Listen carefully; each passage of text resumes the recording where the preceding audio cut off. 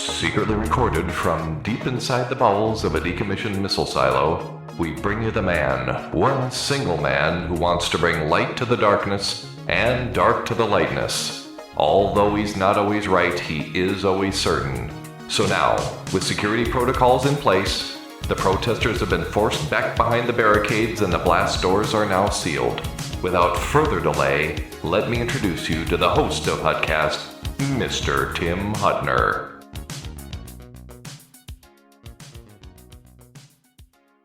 Thank you, Sergeant-at-Arms. You can now take your post.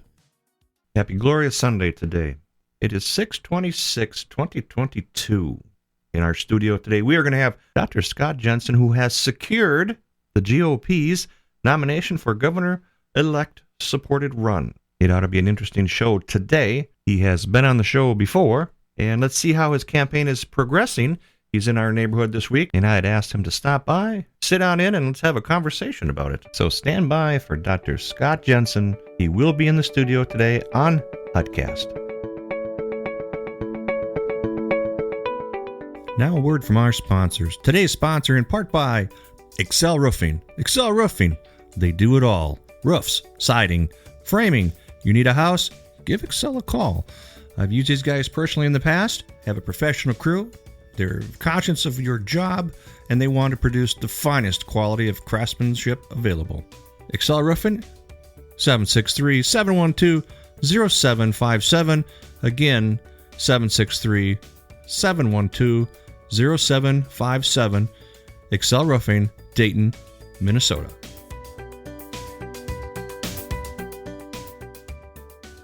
Welcome to HuttCast today. In the studio, special guest today, Governor candidate Scott Jensen is here. He has been endorsed by the GOP.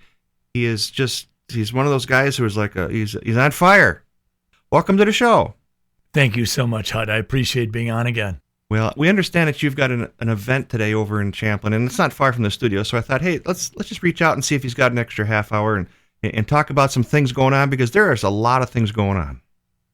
Well, it's a great idea on your part to reach out, so I thank you for doing that, because it's always fun to have the conversation with you. You've got high-quality equipment, and you always ask good questions, and it was very convenient.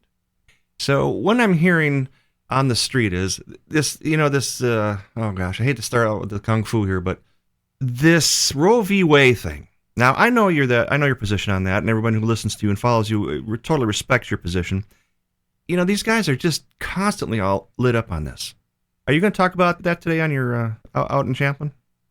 I don't think it's going to come up, but I think that arguably what has happened, and I really haven't spoken a lot to this specific action that the Supreme Court took, but I think basically Justice Alito is saying that the present Supreme Court has scoured the Constitution and they don't find basis for establishing a federal constitutional right to abortion.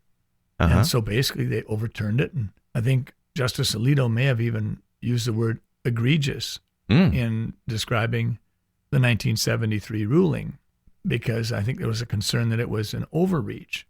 So now what happens is exactly what the Founding Fathers had anticipated, that if it isn't specifically given to the federal government, then it goes back to the states.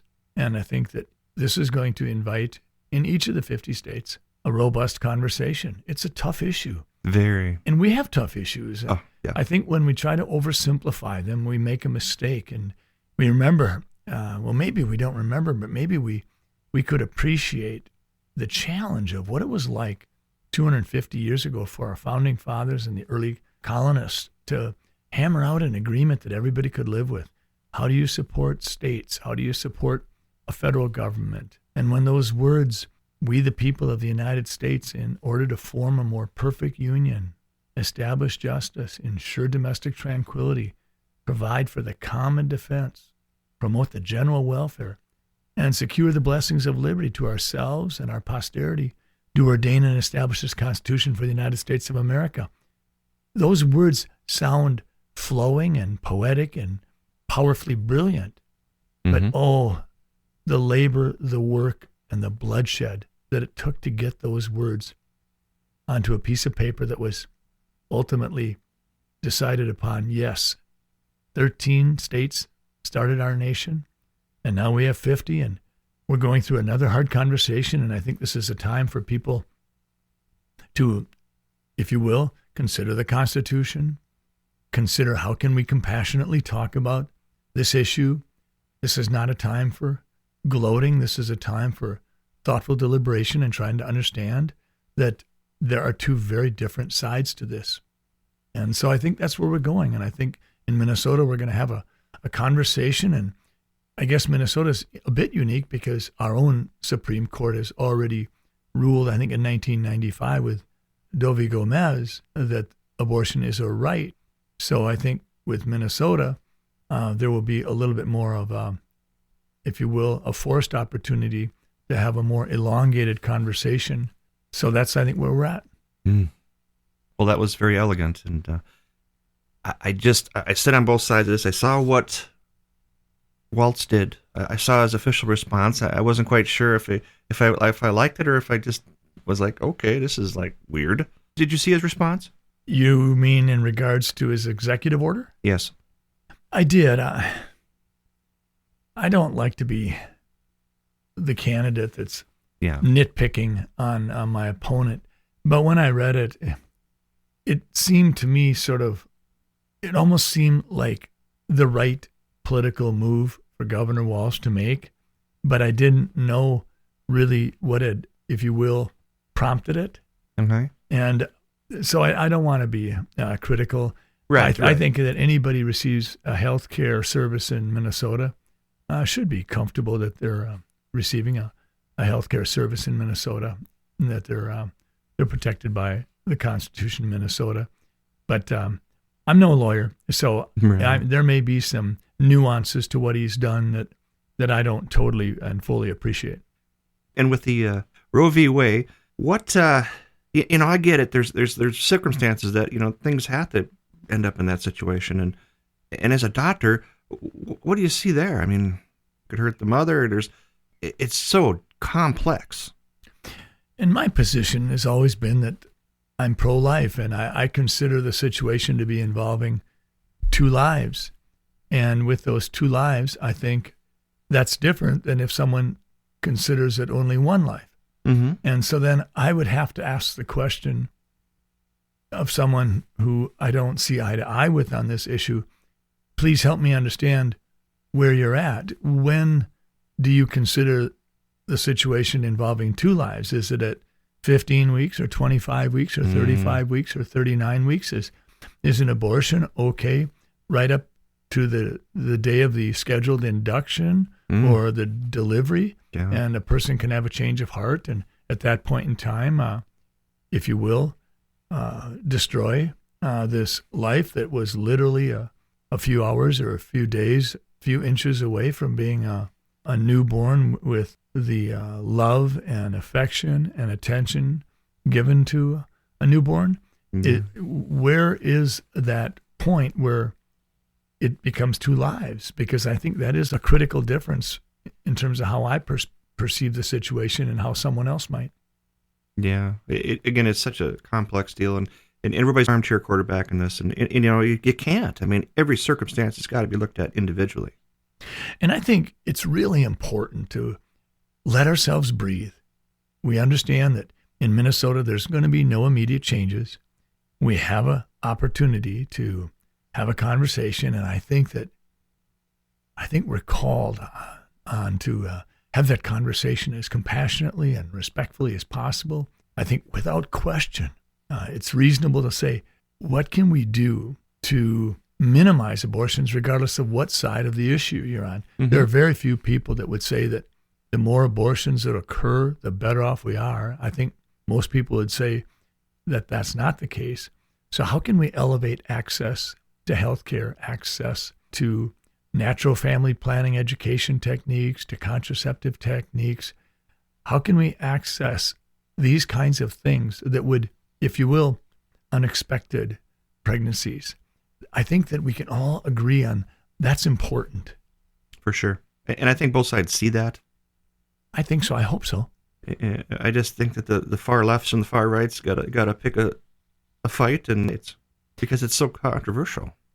Well, it's not going to be a fight for me. It's going to be a sharing of perspectives. And I think I've been clear that I'm pro-life. And I think that the exception for me is if the mother's health is endangered. Sure. I think that people oftentimes ask about rape or incest, and there are frankly millions, anyway, thousands of people that have probably become pregnant as a result of rape or incest that did not choose to abort, and they are grateful that they didn't. But I think that for those people who suffer rape or incest, if that set of circumstances is at a point where it's endangering mom's health, then that truly is an exception, to be sure. Yeah. I didn't mean to bring you down to this rabbit hole right off the bat. I mean, here we're starting up. It's got a beautiful day out. It's a 68-degree, wonderful day.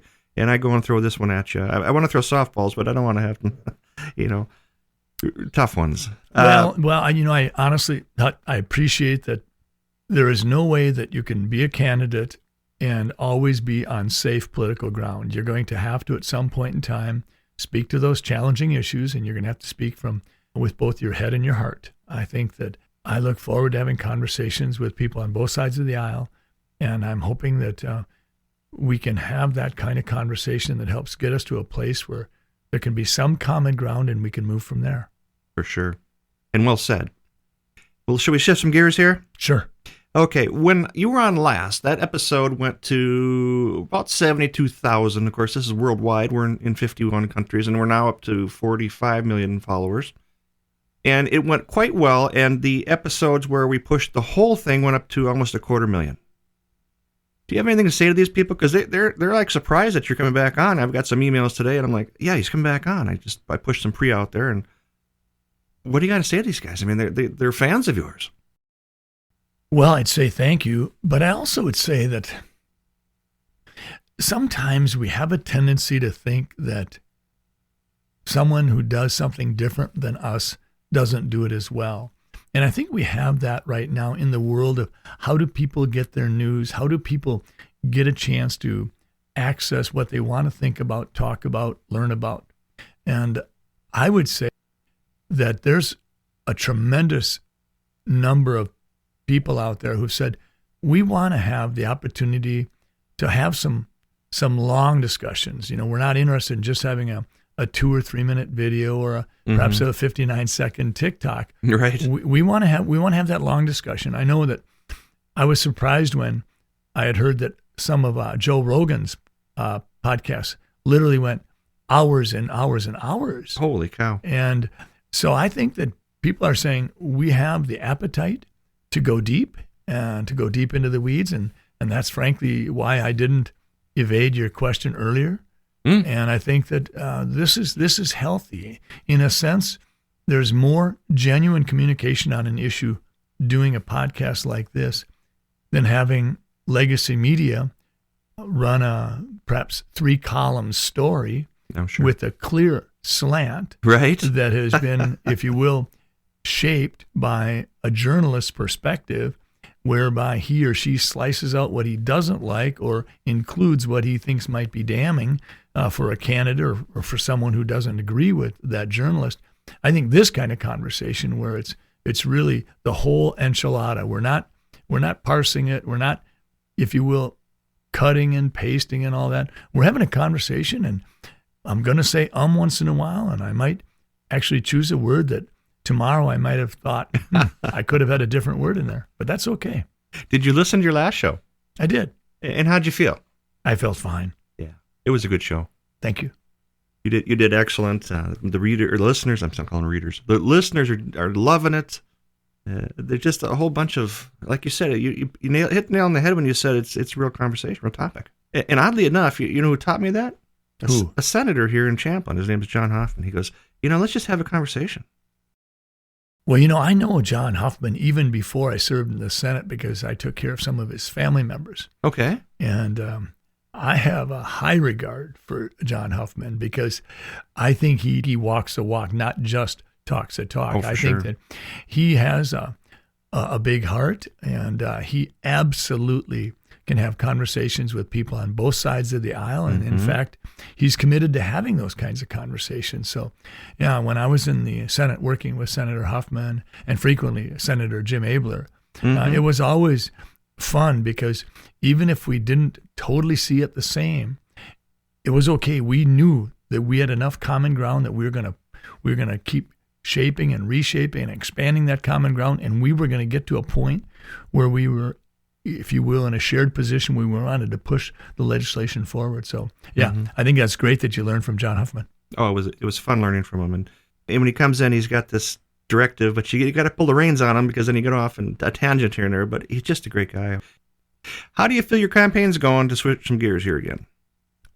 Well, it's funny that you're asking me that question on a Sunday because I feel immensely and prayerfully grateful. If someone had told me 18 months ago that I would be the endorsed candidate without a necessarily substantive primary whereby we have to, if you will, create a strategy for the primary because we don't have to. We're simply running to the November general election. Okay. If someone had told me we'd be in this position, having raised over $2 million and having nearly $1 million in the bank, I understand that that's nowhere near what Governor Walz has. The Republicans generally don't have that kind of machine, if you will, that generates those dollars. So I'm extremely grateful. I like I said, I'm prayerfully thankful.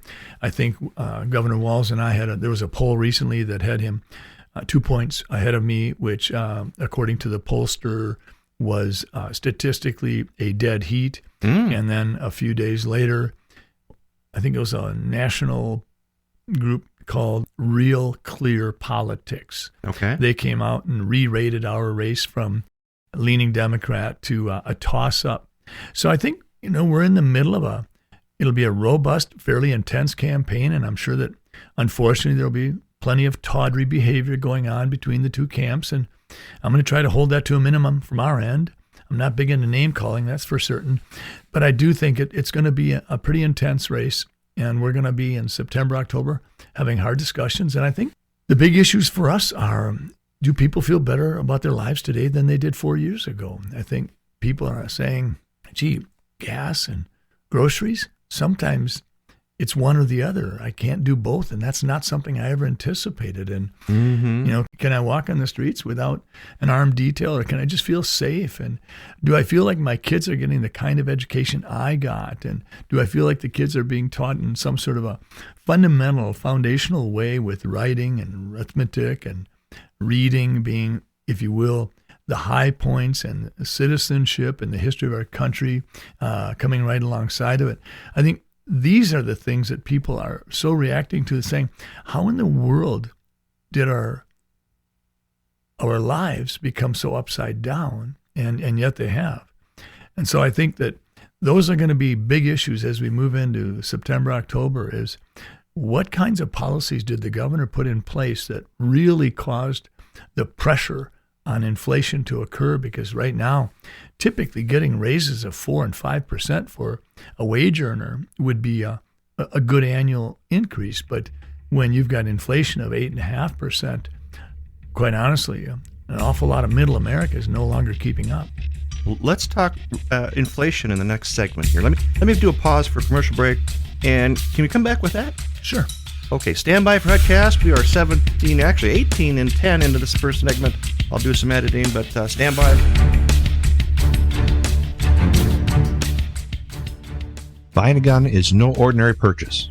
Whether you're a hunter, competitive shooter, or self-defense is your priority, there are many kinds of guns and many kinds of training programs. You use your brain all the time. You will rarely need to use your gun. Before you find yourself in a situation where you need to make a critical decision, make sure your training is the best you can get. It could be the difference between life and death, or freedom or detention. For the best quality training, check out permittocarry.us. If you live in Minnesota or Wisconsin or even Florida, give Gene German a call, 612-388-2403. That's Permit to Carry US. Or call Gene German at 612-388-2403.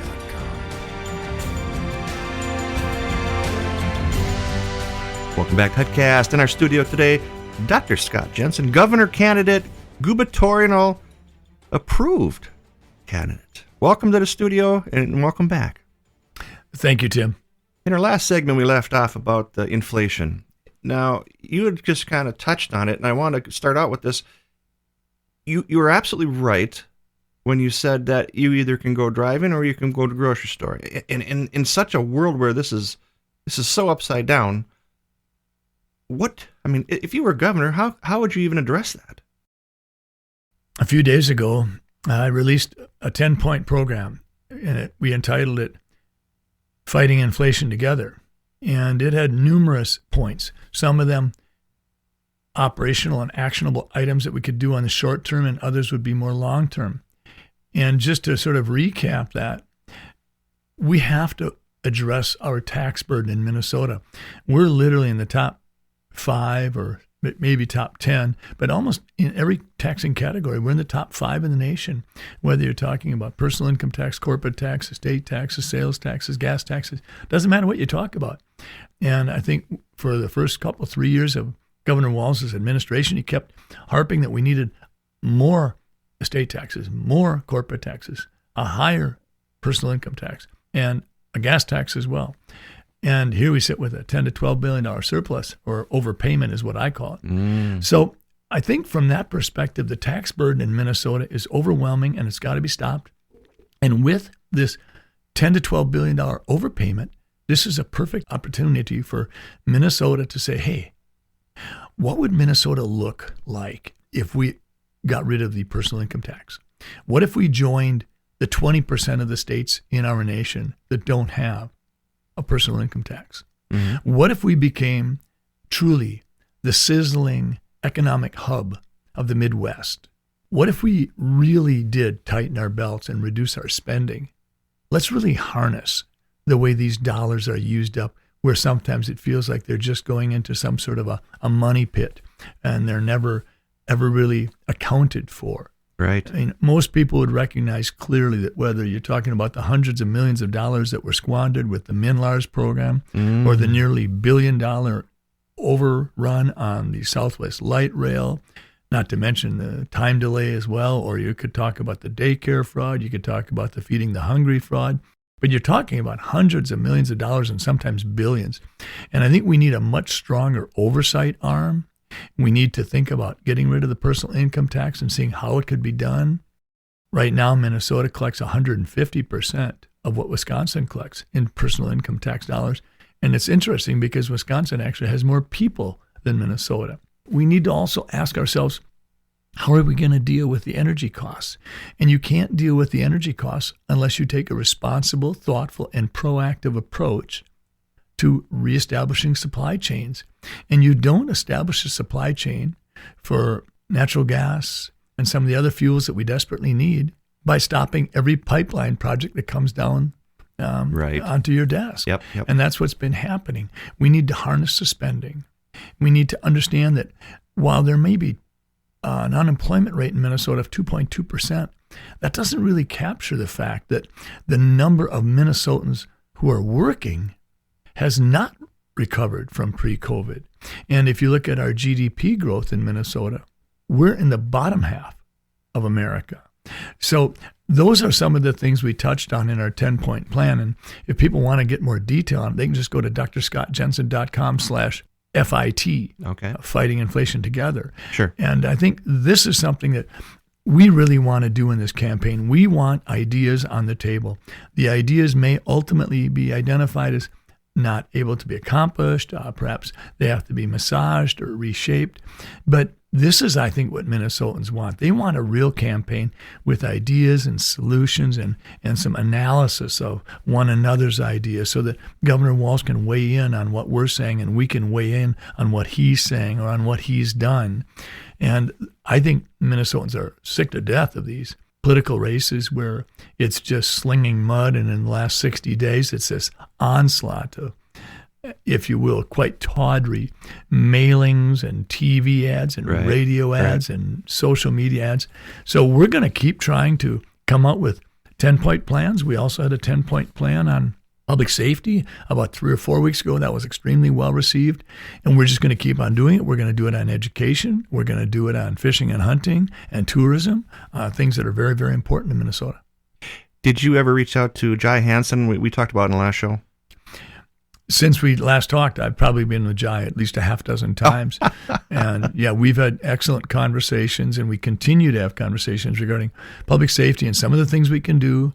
I've also had a chance to talk to people who are innovatively looking at how can we enhance public safety in our schools? How can we utilize single point entry, some sort of metal detecting vestibule for every school so that if someone's carrying it automatically shows up without even the person realizing it. And also, how do we get our response patterns and response times in schools to be what they need to be?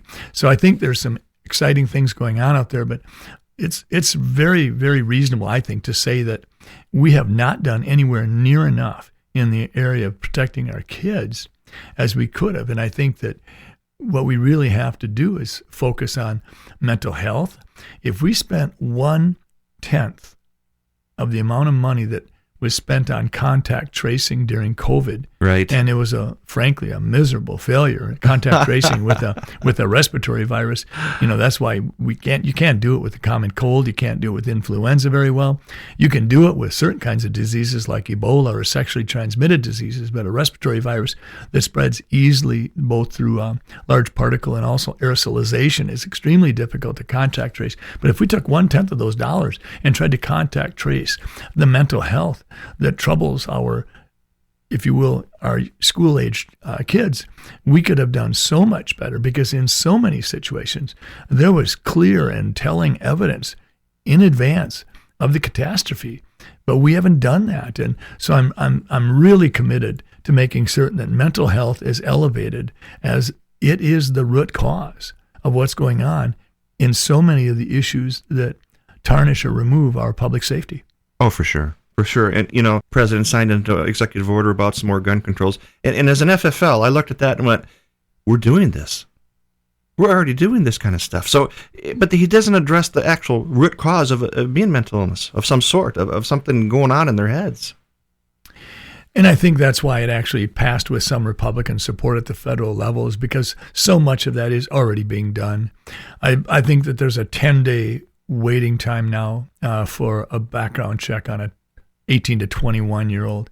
My biggest disappointment with the federal legislation, which I know has now been signed, was the notion that putting dollars to the states that move forward with red flag legislation is any kind of a game changer, and I don't think it is. I think frankly, so we've got 72-hour holds available for physicians in emergency rooms to put in place if we need to.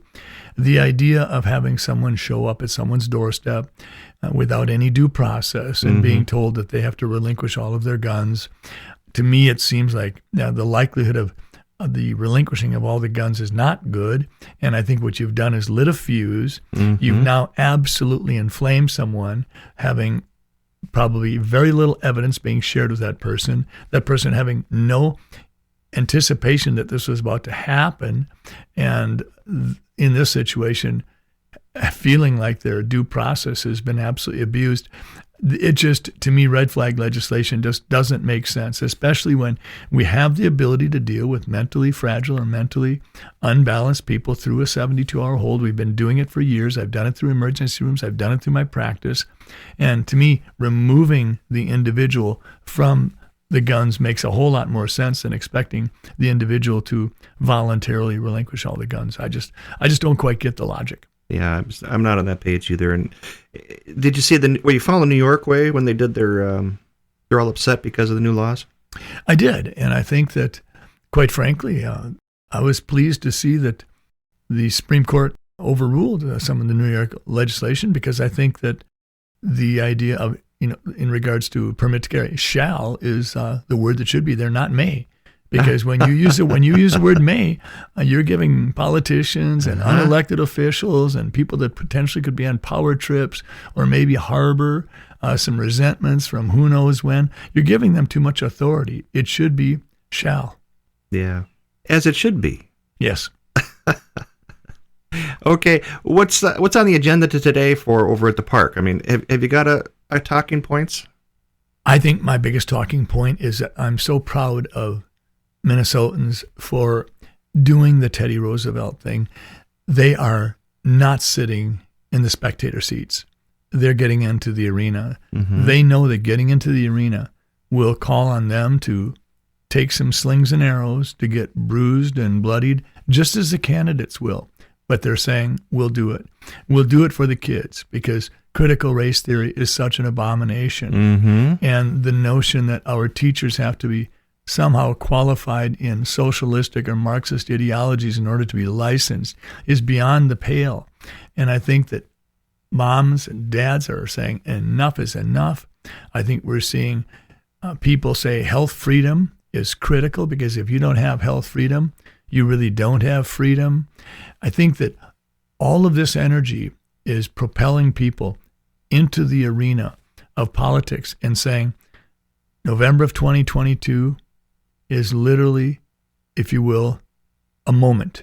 It's a moment where we cannot relinquish it to apathy or, gee, I was too busy then.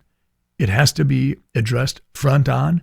We may not be fighting for our freedom in the same manner as our founding fathers, but it sure feels like we are having to fight and stand strong for our freedom like I've never had to in my life. Mm-hmm. And I think that that's a general feeling out there. And so when my wife and I have been campaigning and our team, we feel that electricity, that energy from people saying, enough is enough. And I think a lot of people feel like for Governor Walz, it got away from him. I think that they feel he froze when he decided that the National Guard wasn't something that he was going to do because Jacob Fry hadn't requested the support in the correct manner, or when he froze on the 3rd Precinct building thinking that it was just a building when he didn't realize it was the spirit of Minnesota that he was, if you will, offering up to rioters. And the rioters did indeed burn that building, and demonstrators a couple weeks later were tearing down Christopher Columbus statue, which was a gift to Minnesota from Italian Americans. He froze over and over again, and now he's doing the flip-flop where this is a person who's wanted increased taxes over and over again, and now he's saying, oh, no, that's not me anymore. Now I want to give you $2,000. Yeah, of your money. Yeah, back. And I'm only going to give you half back because I've got some ideas what I want to do the other half. And then he announces on Twitter, he said, this way, I can pay a couple months of your rent.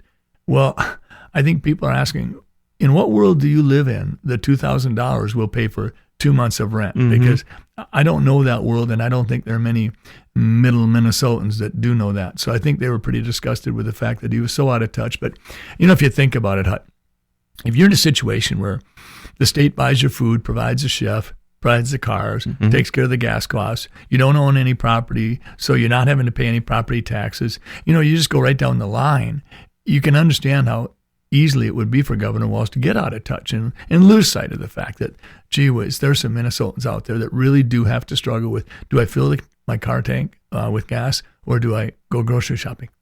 Mm-hmm. See, that's the beauty of having you on the show.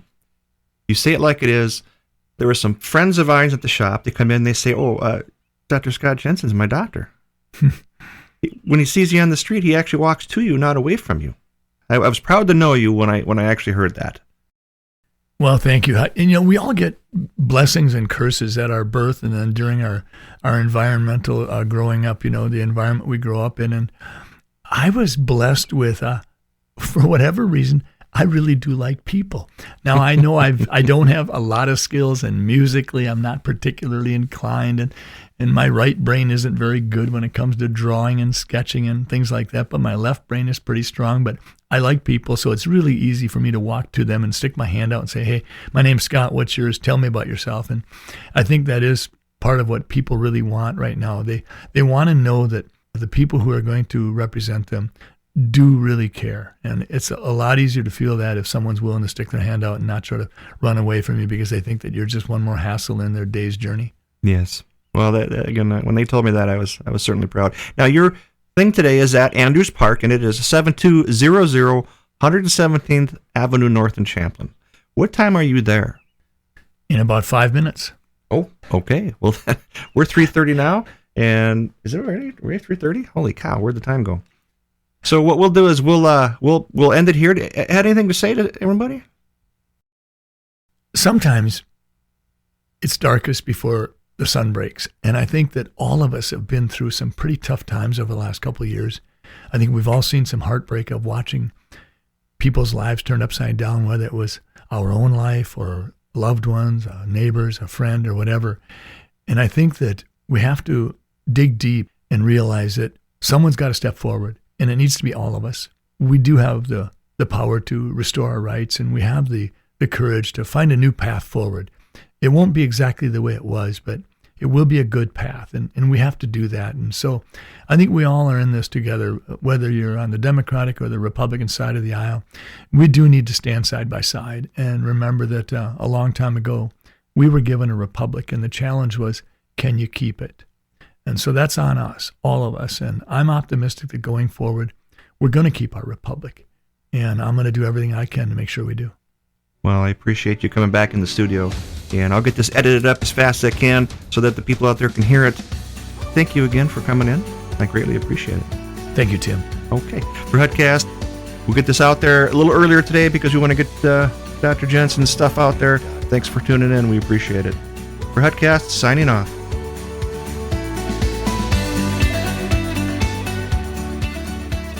And that's a wrap for HuttCast. HuttCast is, again, a pragmatic approach to seeing things how some people see them. If you like our show, give us a thumbs up on the Facebook site. Again, for HuttCast, thank you again. Have a wonderful evening.